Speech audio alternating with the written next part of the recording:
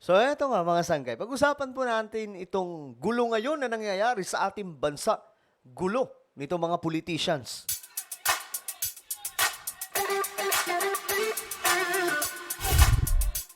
So hello, what's up mga sangkay? Magandang oras po sa inyong lahat. Ako muli, ito si Sangkay Janjan nagbabalik dito sa ating channel. Kamusta po kayo? Sa lahat ng mga solid sangkay, mag-comment po kayo ng hashtag Solid Sangkay kasama po ang inyong mga lugar o inyong mga lokasyon kung asan po kayo ngayon. Okay, meron daw pong gulo na nangyayari. Okay, tingnan po natin, gumugulong na daw po yung impeachment complaint laban po kay Vice President Sara Duterte. Well, tingnan po natin mga sangkay. At ito naman si Marcoleta mga sangkay, mayroon pong dama ngayon. Pag-usapan po natin. Anyway, bago tayo mag-umpisa, pakisubscribe po muna yung ating YouTube channel. Tayo po dito mga sangkay ay 1.29 million subscribers na po. Ang dami na po natin, no? Ba, kung ikaw ay hindi pa po nakakapag-subscribe dito sa ating channel, tapos tayo po dito ay 1.29 million subscribers, mag-subscribe ka na para kabilang ka na sa darating na 1.3 million subscribers. Kasi papunta na po ito doon eh. 1.29 million subscribers na. Ayun naman, subscribe nyo na. I-click ang bell at i-click nyo po yung all. Okay? Huwag lang magpatumpik-tumpik pa. Sabi pa nga po ni Vice Ganda. Sa mga nanonood sa Facebook, syempre, huwag niyo pong kailimutan na i-follow yung ating Facebook page. Alright, eto. Umpisahan natin. Ready na ba ang lahat? Okay, eto. Unahin po muna natin ang sangkay. Kong Marcoleta na kilalang kaalyado ni VP Sara, tinanggal daw po sa 5 House committees. Tingnan po natin mga sangkay, ang balitang to. Sa huling session day ng Kamara bago mag-recess ang Kongreso, pinagtibay sa plenaryo ng House of Representatives ang pagtatanggal kay Sagi Party List Representative Rodante Marcoleta. Ako, ang sabi po nga sa balita, kakampi daw po ni Marcoleta pa rin ang nagtanggal sa kanya. Ayan o, Kong Marcoleta out na.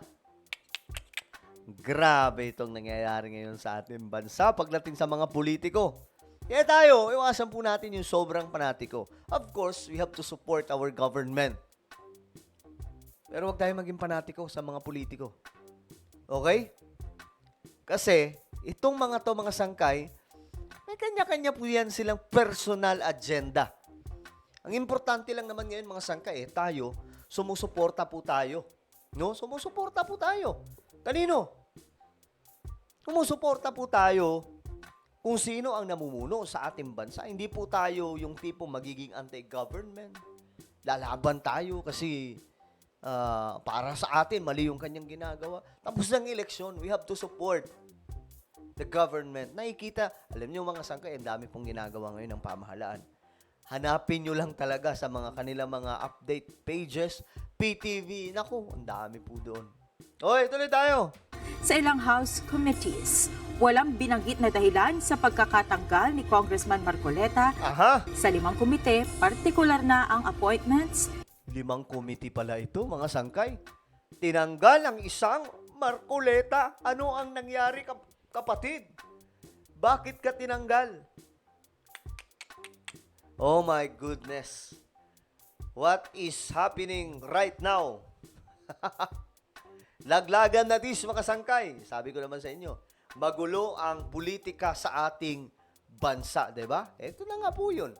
Energy, Justice, Public Accounts at Constitutional Amendments. Ito yan, nabanggit mismo mga sangkay. Ito yung mga tinanggal. Public Accounts at Justice, Energy, Justice, Energy, Justice, Public Accounts at Constitutional Amendments. Dating Vice Chairperson ng House Energy at Justice Panel si Marcoleta. Ang mosyong ito ay inihain ni Deputy Majority Leader Iloilo City Representative Jam Baronta. Si Manila Teachers Party List Representative Virgilio Lacson naman ang hahalili sa membership ni Representative Marcoleta. Ano kaya ang reaksyon dito ni Marcoleta, no? Interesting, mga sangkay. Ito pa naman, minsan mabilis po ma-high blood. Mr. Speaker, On the part of the majority, I move to nominate and elect to the Commission on Appointment, to the Committee on Energy, to the Committee on Justice, to the Committee on Public Accounts, and Consi amendments, Representative Virgilio Lacson, Vice Representative Rodante Marcoleta. So moved, Mr. Is there any objection? Chair hears none. Motion is approved. Kilalang taga-suporta ni Vice President Sara Duterte si Congressman Marcoleta. Nito lamang din buwan ng Setyembre nang tanggalin sa pagiging Vice Chairperson at miyembro ng House Committee on Good Government and Public Accountability ang kongresista. Naniniwala si Congressman Marcoleta, tinanggal siya sa House Committees Ayan na, nagsalita pala si Marcoleta, mga sangkay. Ito. dahil sa paninindigan nito sa mga umiiral na panuntunan, regulasyon at standards ng parliamentary practice. Hindi na lang sinabi no, na malamang tinanggal ako dahil kay VP Sara. Yun lang yun eh. Yun lang, alam naman po natin kung anong nangyari mga sangkay. Nakipagbardagulan si Marcoleta sa mga kapwa niya kongresista. Dahil po sa OVP budget hearing. Diba? Yun lang po yung ngayon. Ito pa yung isang balita mga sangkay. Another gulo. Diyos mio Marimar. Binubuo na daw po yung impeachment complaint. Ayan o. Tingnan natin. Yung iba't ibang mga people's organizations under bayan are now studying the possibility of filing an impeachment complaint, Aha. and the drafting of the complaint has started. Ang tanong dyan, mga sangkay, anong rason? Ano ang magiging nila dyan, mga sangkay, bala sa impeachment complaint? Sa ngayon, wala pa tayong nakikita, maliban po sa hindi pagdalo ni VP Sara sa mga hearing tungkol po sa kanyang budget, especially yung confidential funds noong nakaraan na winaldas di umano, sabi nila. So, ayan, tingnan natin kung matutuloy ba itong impeachment complaint against the Vice President. Isang araw matapos ideklara ang session break sa third regular session ng 19th Congress. Inihayag ni dating Bayan Muna Representative Teddy Casino na ngayon chairperson ng bagong alyansang makabayan na sinimulan na ng people's organizations ang pagbuo sa impeachment complaint laban kay Vice President Sara Duterte. Sa gitna ito ng ginagawang investigasyon ng House panel sa paggastos ng pondo ng Office of the Vice President at Department of Education sa mga nakalipas sa taon. Ayon kay Casino, bukod sa kanila may iba pang grupo na kasama sa pagbalangkas ng reklamo. Ako mga sangkay, wala akong tiwala sa grupong to. I'm sorry wala akong tiwala mga sangkay, pero bahala kayo sa inyong paninindigan. Alam nyo naman yan mga sangkay. Yung mga yan yan po yung mga tutol block. Yan po yan sila mga sangkay. Yung tipong para sa kanila walang ginawang maayos ang gobyerno. Laban sa pangalawang Pangulo. Sa ngayon, dalawa lang ang pagpipilian ni VP Duterte sa mga kontrobersyang kinakaharap nito. Ang tingin namin, ang choice na lang ni Sara Duterte is either to resign or eventually to face impeachment. Kaso ayaw mag-resign ni VP Sara, di ba?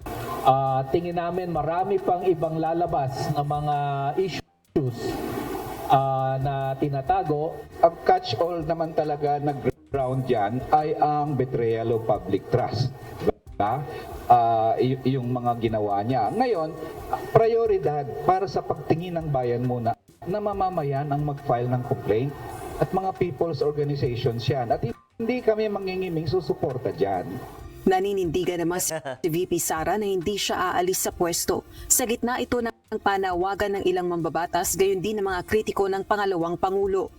Ang track ni Franz Castro, ni Trillanes. Ayan na Ito, kinanta kasi ito ni Sara Duterte. Itong tungkol po sa impeachment complaint. Is impeachment. Gumawa sila ng isa pang track na resignation. Parang kapalabas nila, impeach ka namin for wrongdoing, whatever. And then, itong isang grupo na ito, umalis ka dyan. Kasi kapag hindi ka umalis, kapituko ka. Meron bang tatayo na impeachment kung sa mga complaint na ito? Ito, si Tulfo. Ito ba ay may mga form, may substance, yung mga tinitignan dyan eh. Kung wala naman yung mga sabi-sabi lang, baka hindi matuloy. Pero kung Kung matibay din naman, siguro baka meron. Batay sa panuntunan ng House of Representatives, maaaring maihain ang isang beripikadong impeachment complaint laban sa pinakamatataas na opisyal ng pamahalaan ng sinumang mamayan ng bansa sa pamamagitan ng endorsement ng sinumang House member. Ilang probisyon ng Articles of Impeachment ay ang culpable violation o tahasang paglabag sa konstitusyon, treason o pagtataksil sa bansa, bribery o panunuhol, graft and corruption o tahasang paggamit ng posisyon para sa sariling ganansya at katiwalian, iba pang matitinding krimen at pagsira sa tiwala ng taong bayan. Gayunman, dadaan ito sa House Committee on Justice na siyang magpapasya kung may matibay na batayan ba o ebidensya ang reklamo. Alam niyo mga sangkay, ha? Alam niyo kung parliamentary system tayo, hindi na kailangan umabot sa impeachment complaint. Di na. Vote of no confidence lang, mga sangkay. Tapos, ganun lang kabilis. Magbobotohan lang yung kanyang partido, kung tatanggalin siya o hindi, tapos na. Hindi tulad dito, mga sangkay, labasan ng baho, ginugulo pa po ang lahat, gastos pa, ang laki ng gastos. Di ba kasi may hearing eh. So dito mga sangkay, nagkakagulo sila ngayon. Alam nyo na ang dahilan. Alam nyo na yan mga sangkay, agawan po ng trono. No, kahit tingnan nyo ang nangyayari kay PBB, may gustong umagaw din ng trono sa kanya. Ganito din pong nangyayari ngayon mga sangkay, kaya ang gulo-gulo ng politika. Kaya nga, mag-parliamentary system na tayo para matapos na itong kaguluhan ng mga politicians. Di ba? Well, ano po ang inyong opinion mga sangkay? Just comment down below.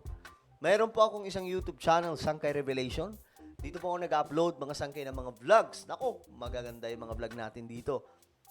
Semi or slight documentary or mini documentary yung ginagawa natin dito mga sangkay. Kaya hanapin nyo po ito sa YouTube. Kapag nakita nyo na, i-click nyo yung subscribe, i-click ang bell at i-click nyo po yung all. Alright, ako na po yung magpapaalam. Mag-iingat pong lahat. God bless everyone.